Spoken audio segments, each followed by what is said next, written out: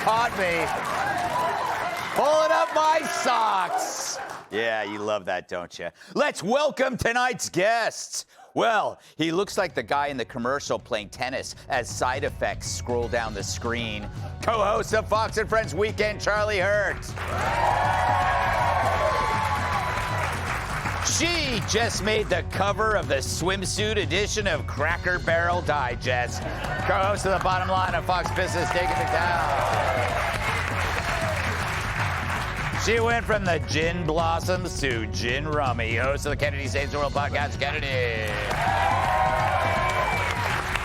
And there once was an old lady who lived in his shoe, and he accidentally crushed her.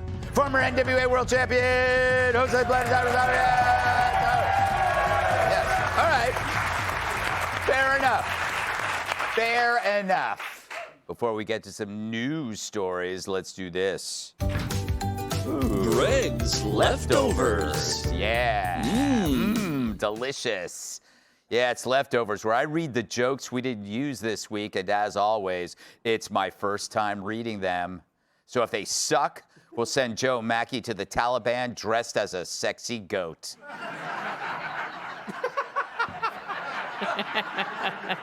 All right. An incredibly powerful tornado has hit Oklahoma. This tornado was so intense, a man in upstate New York was blown behind a mailbox.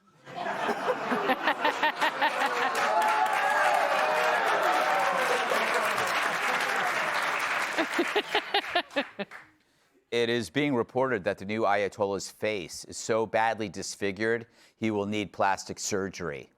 The supreme leader underwent the surgery, and they did the best they could.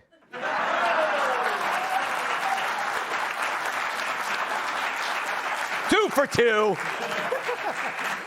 Oh, I can feel this one's good. The California governor's debate was held Wednesday. And with Eric Swalwell absent, the other candidates were able to make it through without getting raped.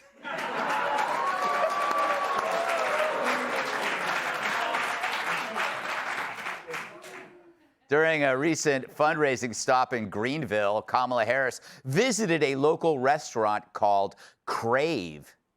Meanwhile, her old boss was lowered into a place called Grave.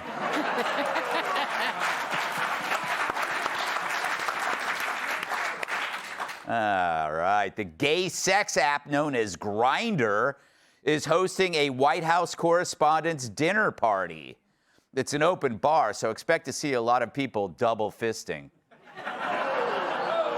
Yeah, drinking. Well done. They're drinking 2 drinks. I don't understand the reference. Drink. All right. The Navy says the Strait of Hormuz can't be safely passed until it's cleared by minesweepers. Finally, a job for women in the Navy, sweeping. A sexist would say. I know. Scientists have observed that salmon swimming in polluted waters are absorbing cocaine. Huh. No wonder Hunter Biden was seen trying to snort a salmon off a hooker's tits. Yeah, back to normal. JetBlue is being sued for allegedly increasing the price of tickets based on personal data. Well, that explains why every time I book a flight, I'm always seated next to this.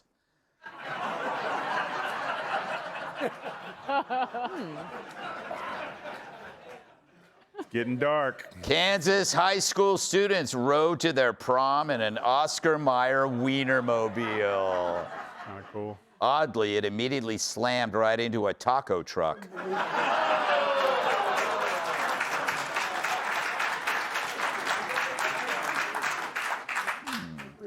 Thursday was Take Your Kids to Work Day. Or as Planned Parenthood calls it, the ones who got away.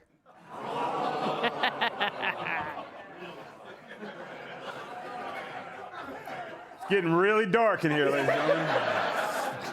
Pope Leo said that the Catholic Church will continue to give blessings to same-sex couples. Well, how about no-sex couples, asked these two. This week on The View, Joy Behar said she feels like RFK Jr. is trying to kill her. RFK dismissed her accusation, saying, "That's absurd. I'm on a low-fat diet."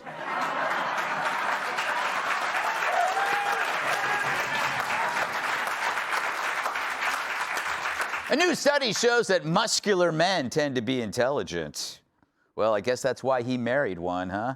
I mean, she married one. She married one. My mistake.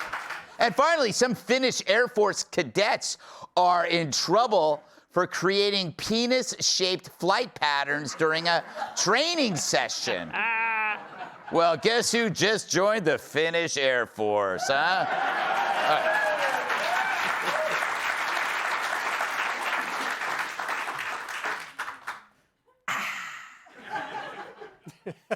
So this week, the Southern Poverty Law Center was hit with a DOJ indictment for a whole load of crimes. If only someone saw this coming. So this is funny. You ever heard of the Southern Poverty Law Center? They're a hard-left outfit that loves to label people as extremists. Their ever-growing list seems to defame everyone. Ben Carson, he's an extremist. Rand Paul. Their love for calling people haters incites haters into action. The maniac who shot Stephen Scalise liked the Law Center on his Facebook page. And a terrorist who attacked the Family Research Council back in 2012, shooting a security guard, did so after the SPLC labeled them a hate group. He was a fan, too.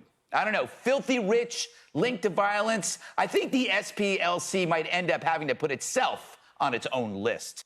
I'm wondering, is this a tax-exempt organization? Are they, in fact, not paying taxes? Is it a 501c3 or a 501c4? Then it's a money laundering operation. And, you know, we're in such a politicized era that, unfortunately, people who are fans of groups like this, they are so obsessed with confirmation bias that they don't do any sort of investigation where they would be even slightly curious about the other side. Wow, I look so different. Since I started dyeing my hair gray. But of course, douchebags are still trying to gaslight us on this. Let's be clear what this case is all about, is really about. It has nothing to do with alleged wire fraud or with the Southern Poverty Law Center somehow working in coordination with the KKK. That's ridiculous on its face. It doesn't pass the laugh test. Yeah, It's about Donald Trump turning the Department of Justice into the Department of Vengeance, his own attack dog. If you defend voting rights, if you fight white supremacy, you're next. Donald Trump will use the federal government to go after any group that dares to speak out against him. All right, so they paid the KKK $1 million, but it's Trump's fault because he thinks paying the KKK $1 million is wrong. This guy is a brain. But we heard it before. Told what's real is fake and what's fake is real. A total inversion of reality. They said the Unite the Right rally was proof white supremacy is everywhere. That Antifa, though, is just an idea. That Joe's brain is fine, but Donald Trump's isn't. And now when you find out they gave millions to Nazis, they say, well, you're the Nazi. Well, then give me money. And then the media says they were just paying informants. No. They coordinated travel for the rally. They got the people there, which meant they recruited them as well. They also made racist postings under the supervision of SPLC. Hell, they even paid an imperial wizard from the Klan a pile of money. No wonder his white hood was made by Gucci. This wasn't some informant scheme. This was a false flag op that resulted in division and death. So what's the point of a hoax like this? Well, the SPLC really sprung into action when they were faced with undeniable good news, that America had all but eradicated the allure of racism. I mean, we elected a gay Kenyan twice. But it's a joke. It's a joke. But it happened as the rate of acceptance of interracial marriage, a key measure of racial harmony, was reaching over 90%. True, I'd rather marry Nicki Minaj than Katy Perry by a long shot. But that kind of good news isn't good for fundraising. I mean, my charity would go under if I told everyone all of our orphans are fine. It's a circular process. You must fund racists to get racism to then fund more racists. And the legacy media embraced it, painted the hoaxes as objective data, because stoking racial division was good for their business too. The media would track down a granny at a Trump rally, but those clean-cut men with torches, no one has heard from them before or since. And now the media is running from this scandal because, like Joe's dementia or Hunter's laptop, covering this story implicates themselves. Meanwhile, everyone's fighting each other and nobody paying attention to what actually matters. Because look around, black, white, gay, straight, whatever Derek Jeter is. Our problems are the same. Schools are failing, immigration's a mess, taxes and institutions are bleeding money. But the Dems don't want you talking about that. Instead, call each other racist. I mean, how many times do I have to tell Jesse that Charles Payne was not in A Medea Christmas?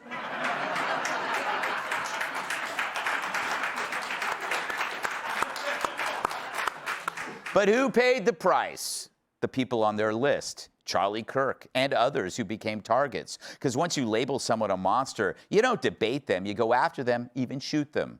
So this wasn't just an exaggeration. This was a system. Paint millions as extremists so anything done to them feels justified.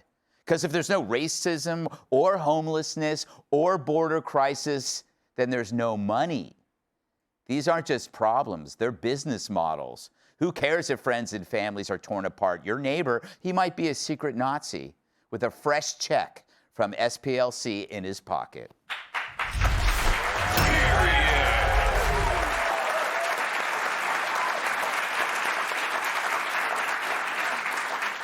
Charlie, before I start, I have to ask this basic question. Did you get any money from the SPLC? No. Okay, good. But thank you for asking. Thank you for clarifying that. Yes. Just in case. No, the whole thing, and I thought your monologue is absolutely spot on. Add to the list of things that they have to manufacture, of course, the environment.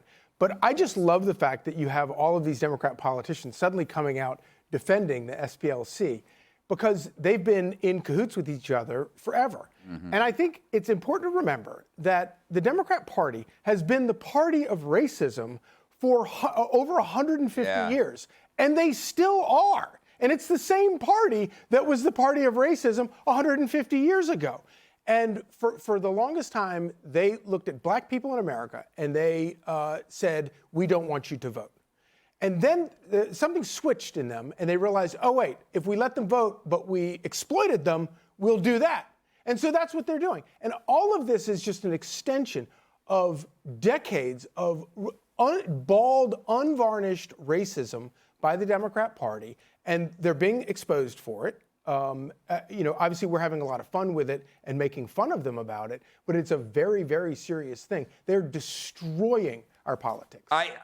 I think that, I never thought there'd be a bigger political scandal than Joe's brain. Yeah. But then this, Dagan, the party that started the KKK is still paying the KKK. I was driving on a highway in West Virginia not long ago. Yes. Robert Byrd. Trying to kill your dinner with a tire. No. I pick up what's already dead in the road.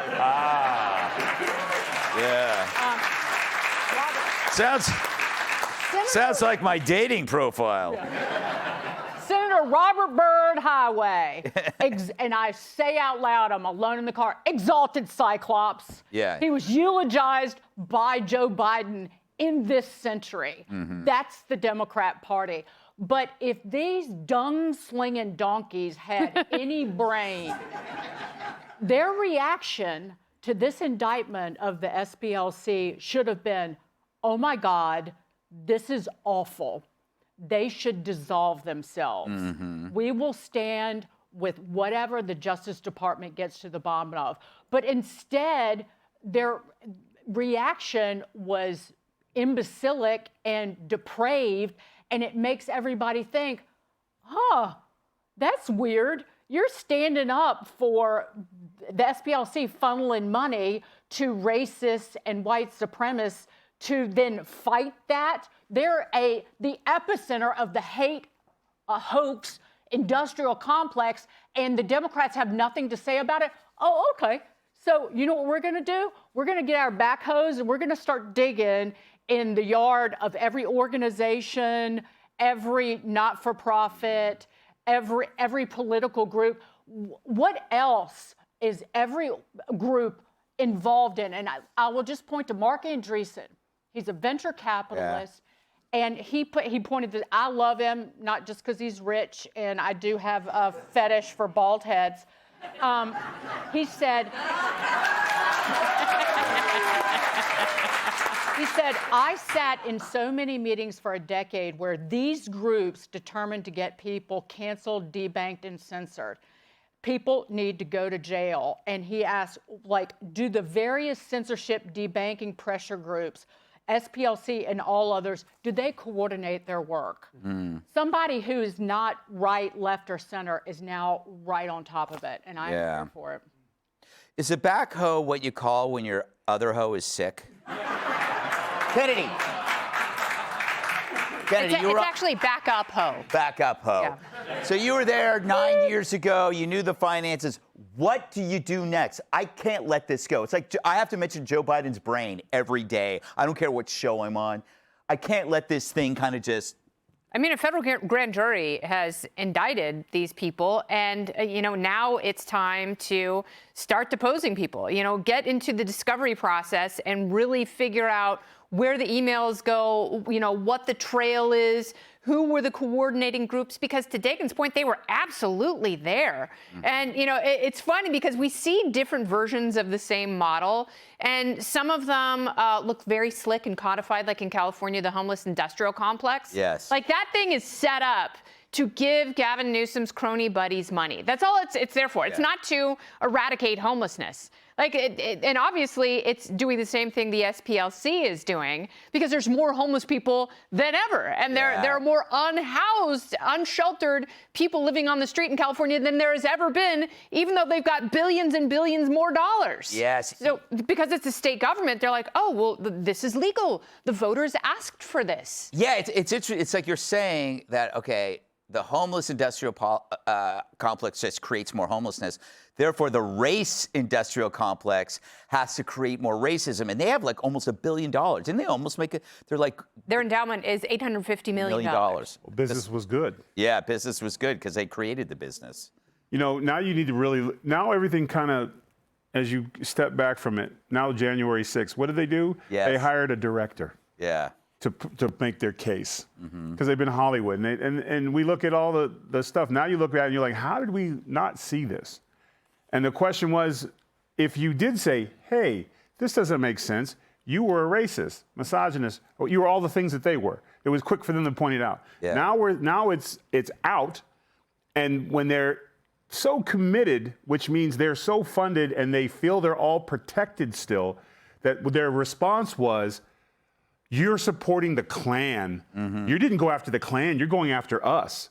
So you're racist because you should go after the Klan. Well, we don't have to go after the Klan because the Klan has been irrelevant. You're the only ones pumping blood in their system. And even then, they didn't grow from it.